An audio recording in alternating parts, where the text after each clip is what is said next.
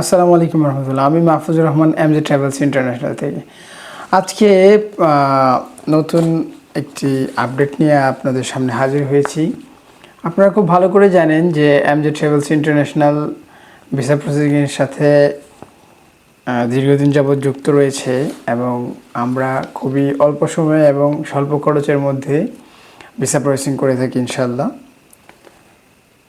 গতকালকে বৃহস্পতিবার ছিল।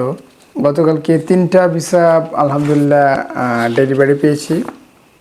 এটা হচ্ছে একটা, এটা হচ্ছে একটা, আর এটা হচ্ছে একটা, 3টা টোটাল। এর মধ্যে একটি হচ্ছে যে প্রথমটি যেটা, এটা হচ্ছে আমেল মঞ্জিল ভিসা।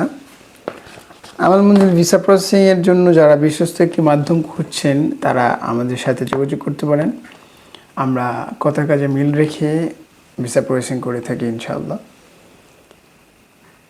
প্রথমটি হচ্ছে আমেল মঞ্জিল ভিসা ছিল যেটা, আর পরে যে দুটো ছিল ওটা হচ্ছে আমেল তাহমিল বা তানজিল, যেটাকে লোড আনলোড ভিসা বলা হয়। তো আলহামদুলিল্লাহ রাব্বিল আলামিন, লোড আনলোড ভিসা নিয়ে আপনারা খুব ভালো করে জানেন যে তাকামুল যেই ট্র্যাজেডিটা চলছিল গত কিছুদিন যাবৎ, সামনে 30 তারিখ পর্যন্ত টাইম দিয়েছিল সৌদি এম্বাসি, যে এর ভিতরে 30 তারিখের ভিতরে আপনারা যারা যারা সিস্টেমে আছে তারা দ্রুত ভিসা ইস্যু করে ফেলেন।